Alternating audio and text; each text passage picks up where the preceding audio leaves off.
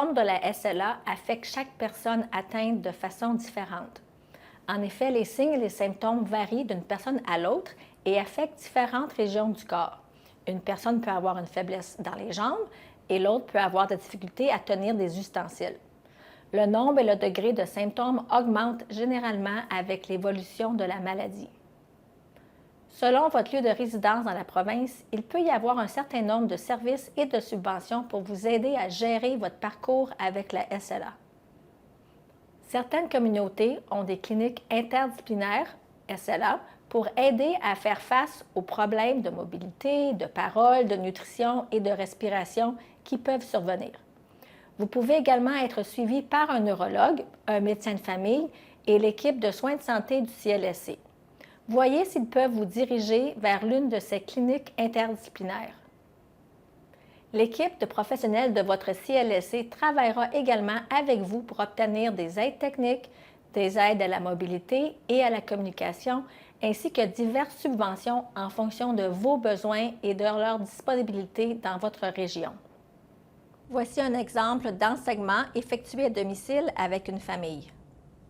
Bonjour, Mme Tremblay. Bonjour. C'est Anne-Marie du CLSC. Enchantée. Enchantée, bienvenue de rentrer. Merci, merci. Oh, vous avez tellement une belle maison. Merci. Monsieur Tremblay? Oui, bonjour. Bonjour, enchantée. Ça me fait plaisir. Soyez-vous, s'il vous plaît. Merci beaucoup. Comment ça va? Comment vont les choses? C'est beaucoup là, qui se passe pour nous dans notre vie. Alors, j'ai tellement d'informations, je ne sais pas par où commencer, puis comment je peux aider, comment on peut faire ça. Oui, non, je sais que c'est pas facile, mais c'est pour ça que je suis ici. Je vais vous aider, une étape à la fois, à donner des suggestions et tout ça, puis on va passer à travers. Merci. Sachez que le fait de considérer et d'apprendre sur les adaptations à domicile n'est pas une question d'acceptation de la maladie ou de votre diagnostic de SLA. L'objectif principal est de vous aider à maintenir votre autonomie le plus longtemps possible et de vous guider, ainsi que votre aidant, à trouver des moyens de compenser les difficultés qui surviennent au fil du temps. Bien que la personne atteinte de la SLA, ses membres de la famille et ses aidants fassent partie de la même équipe, il est normal de voir que chaque personne soit sur une longueur d'onde différente face à l'acceptation et à l'adaptation aux réalités quotidiennes et à l'évolution de la maladie. Cela peut être une source de grande frustration et de conflit pour les familles et peut nuire à l'optimisation de la sécurité à la maison. L'une des choses les plus difficiles à faire est d'anticiper et de vous préparer avant que vous en ayez besoin, en particulier lorsque la fatigue et la faiblesse ne font que commencer. Il peut être extrêmement difficile de regarder en avant. Cependant, surveiller de près tout changement dans vos capacités vous aidera à vous préparer à vos besoins futurs. En étant proactif, non seulement vous éliminerez plus de stress supplémentaire à vous et à votre aidant, mais vous réduirez également le risque de blessure pour tout le monde en rendant les tâches quotidiennes telles que transférer et repositionner moins pénibles et plus sécuritaires pour tous à la maison. Si vous vous sentez dépassé par toutes les informations que vous recevez, il est tout à fait normal car la SLA est une maladie complexe. Le but de cette série Prendre soin est de vous fournir des informations en petites doses, de vous offrir quelques conseils pratiques d'experts afin que vous soyez informés sur ce qui pourrait être disponible lorsque vous êtes prêt ou lorsque la situation le justifie.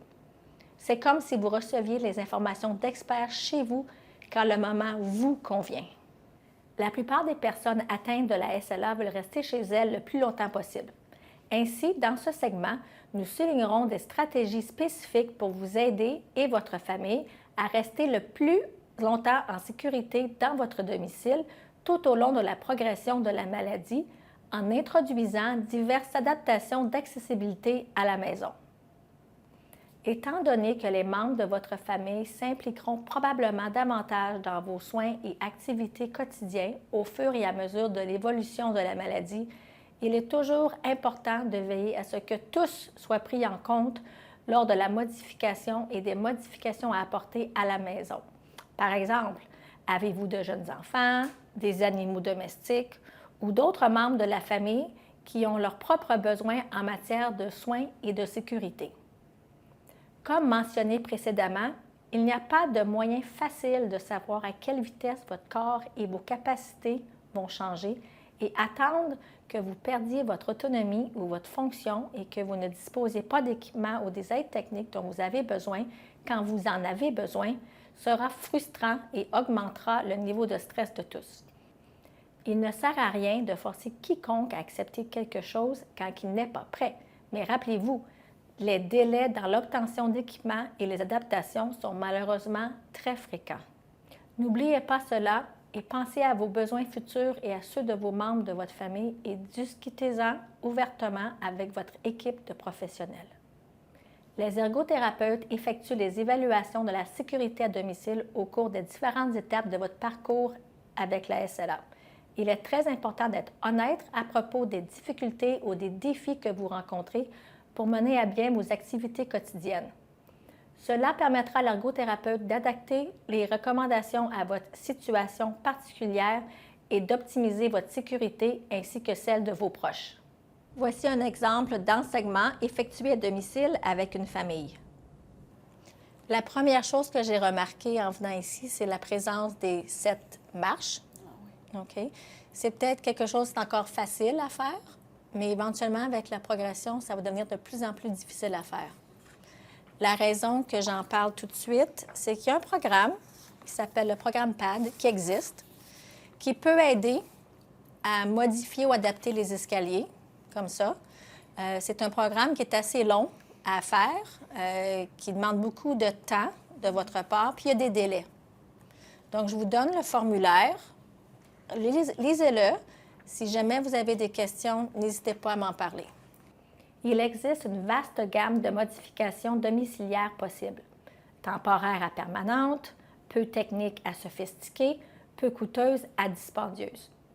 N'oubliez pas qu'avant de commencer toute modification, vous devez disposer de plus d'informations possibles pour pouvoir prendre une décision éclairée. La décision peut venir à avoir à déménager. Les options de modification varient en fonction du lieu de résidence, par région, par rapport au logement, à propriétaire ou locataire, des ressources financières à votre disposition, dans le système de santé ou personnellement, et de la participation des aidants. Il est fortement recommandé de parler à l'équipe de professionnels de santé impliqués avec vous avant d'acheter quoi que ce soit. C'est parce qu'ils connaissent les meilleures options d'équipement disponibles pour votre situation personnelle. De plus, de nombreux items sont couverts ou fournis par le CLSC, les centres d'adaptation ou des programmes communautaires tels que le programme financier d'adaptation résidentielle de 1 500 $ de la Société SLA du Québec. Certains articles, s'ils sont prescrits, peuvent vous permettre de bénéficier de crédits d'impôt et l'assurance privée peut aussi aider à couvrir les coûts dans de nombreux cas. Veuillez trouver des ressources Internet utiles qui mettent en évidence divers aspects des modifications apportées à la maison. Veuillez noter que certains d'entre eux sont uniquement disponibles dans la langue d'origine de la production. Voici quelques exemples de modifications d'accessibilité du domicile. Main courante, barre d'appui, rampe de seuil de porte, rampe, portable ou fixe, plateforme surélevée, ascenseur, accès par le garage atteignant plusieurs étages, ouvre-porte automatique. Et voici quelques exemples de modifications d'accessibilité dans la maison. Enlever les tapis, les carpettes, l'encombrement, enlever les portes, installer les charnières à retrait, changer les poignées des portes en poignées de bec de canne et relocalisation de la chambre à coucher au rez-de-chaussée. Merci beaucoup d'avoir pris le temps de regarder cette capsule « Prendre soin ».